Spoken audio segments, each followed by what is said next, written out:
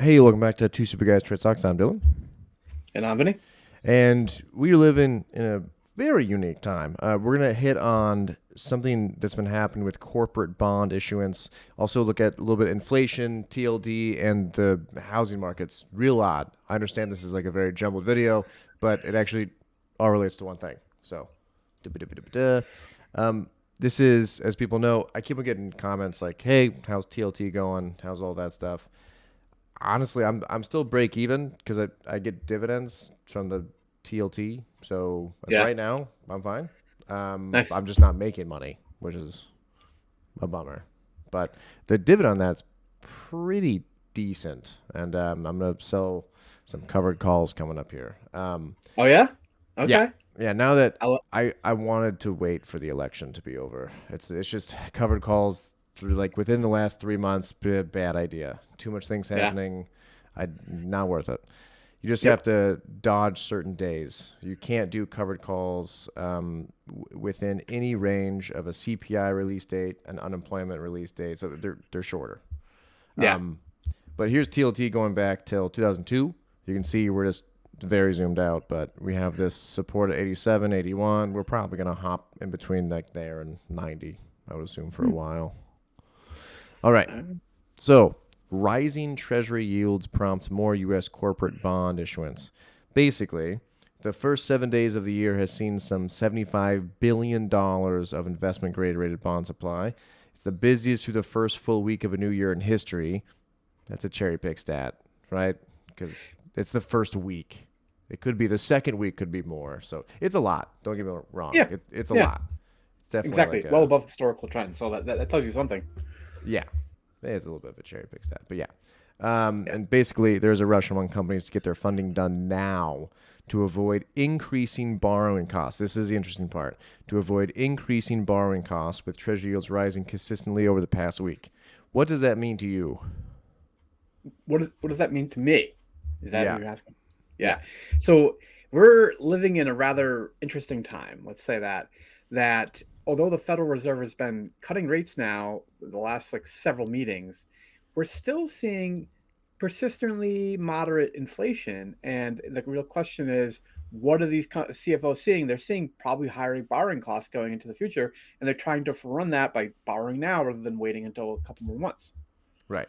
They're thinking interest rates for their borrowing costs are not going to be lower than they are right now, at least for this year. That we don't know beyond that, but at least for this year, which obviously does not bode well for bonds in any way whatsoever, especially if you're in Mhm. TLT. It is interesting that there is a lot of companies who are agreeing, being like, yeah, this is as low as it's going to get. So that was kind of interesting to me. I did not see that Yeah. coming. Yeah. Very fair. A little bit weird.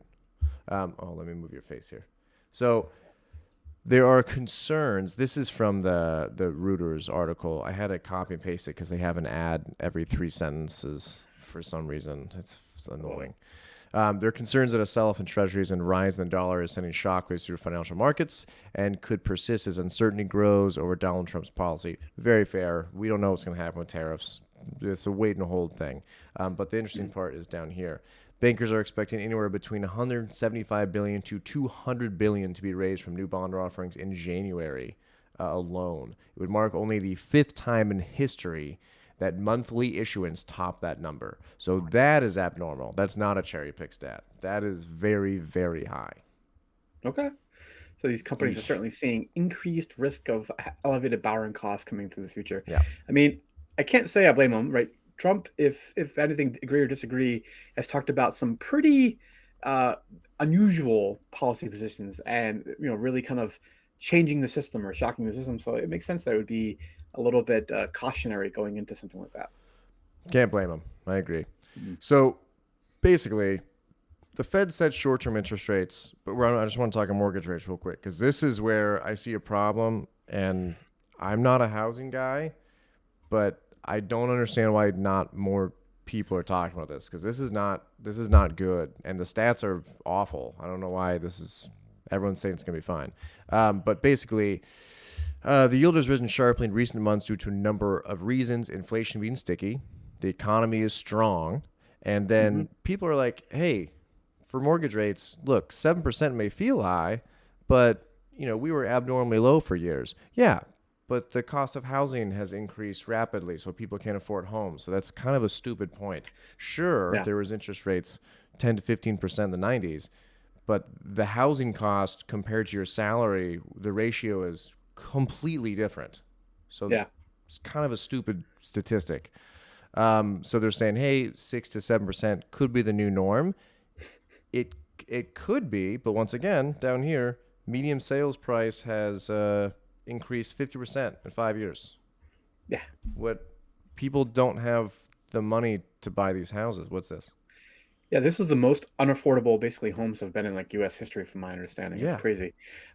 So this is showing the Fed funds rate correlation to the 10-year Treasury rate. 10-year Treasury rate is really the one that's like the benchmark for mortgages and many things are kind of benchmark off the 10-year Treasury rate.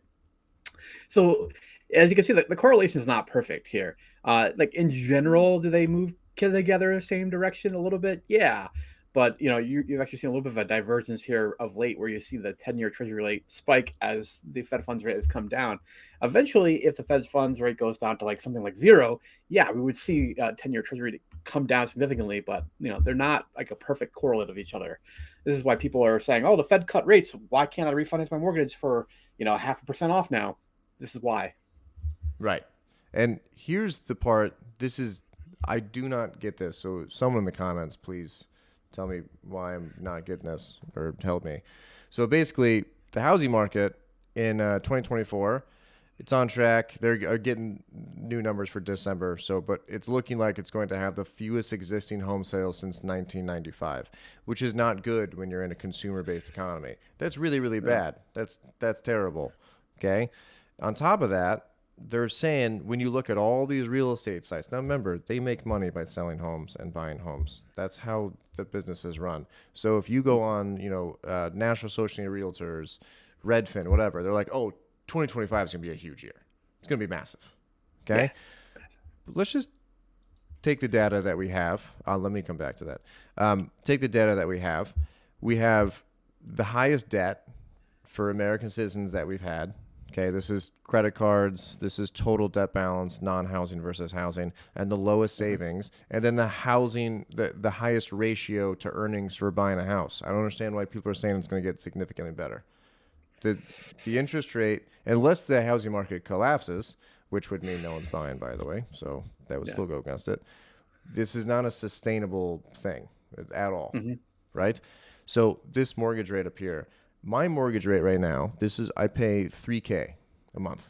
Okay, my same house for for the same loan, same everything, just changing the rate to if I were to buy it right now, jumps to 4260. That's a 42% increase. That's absurd. That's a lot. Yeah. It's not Even sustainable. more startling would be if you factored in also the appreciation in the home since you bought it. You know. But yeah, way more than that. It's Yeah. not. It's not a thing. It's. I don't understand why everyone's saying this is going to recover, and then offering absolutely no evidence as to why it's going to recover. Hmm. Like I feel like I'm reading crypto stuff. Like it's just like, oh, it's going to go higher, but give me one reason. Yeah, don't worry about it. It'll go higher though. Okay. Yeah. Yeah. Um, Dogs. yeah, I don't understand. Someone in the comments, please help me understand. I'm not trying to be ignorant or something. Why is the housing market going to be saved somehow?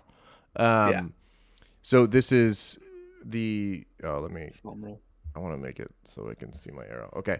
So here's the SOM roll. I've shown this multiple times. We got the new number 4.1. Not good for unemployment, right? When you look at TLT going really, really high, every time this SOM roll has been triggered, this is the unemployment rate each time, and you can see Uh-huh. this red is an arbitrary jump in 0.4 or more. I just made it red to show those jumps. It's Uh-huh. not what's happening this time, right? And even the other times where there was no red, it was still consistently higher every single time. We're chilling down here.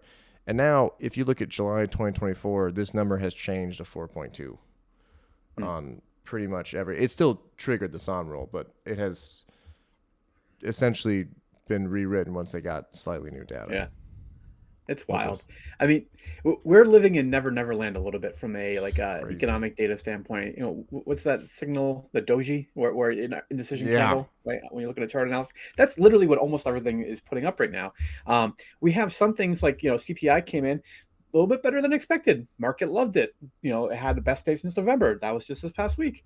Actually, as far as the headline numbers here, so 0.5% in the month for December, putting 12-month headline rate at 2.9.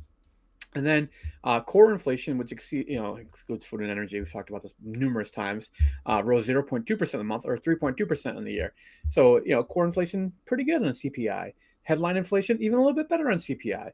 Those are solid numbers. Are we at goal? No, but are we at a point where it's like, oh my God, the Fed Reserve is going to have to do something drastic?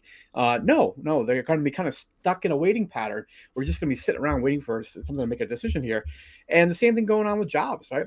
Dylan talked about the unemployment rate there, but we're still creating a significant number of jobs, actually exceeding expectations on a monthly basis, which is fantastic, right? People are still getting jobs. Therefore, nothing's broken in the economy that would cause the Federal Reserve to slash rates dramatically. That's really what's going to happen now. It's crazy. This is like what I'm seeing emerge here is that we're in a pattern where we're not really sure which direction to go. Something's going to have to break. And when something breaks, then we'll know. Right. Yeah. This doesn't make any sense. This is very. I don't. The housing thing is really confusing for me. It's just completely illogical. There's only Yeah. evidence to the opposite side. It may not be as bad as 2024, but these headlines of recovery, I don't. Yeah. Why? And when you I mean, read those articles, no evidence offered. It's just yeah. like, oh yeah, it's gonna be great. It's gonna be solid. So All right. anecdotally, I'm in Massachusetts, which is like a pretty hot and expensive housing market. I'm seeing more and more price cuts and homes staying on the market a little bit longer around Same. here. But have I seen like a dramatic shift? No.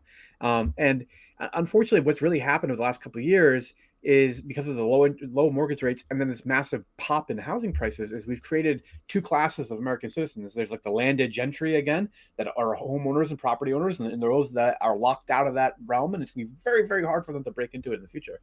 Yeah, I think something's got to give here. This isn't making a lot of sense. So let us know what you guys think. Also, Vinny, same, by the way. I just went on Zillow this morning to check before this, and usually in Arizona, they're not on the market for more than 30 days. There's some that are 120 with Yeah. multiple 100K price cuts. It's like, okay, Yeah. this is a problem. Yeah.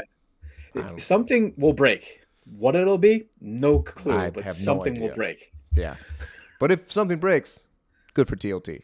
All right, Right here. have a See good you one, later. guys.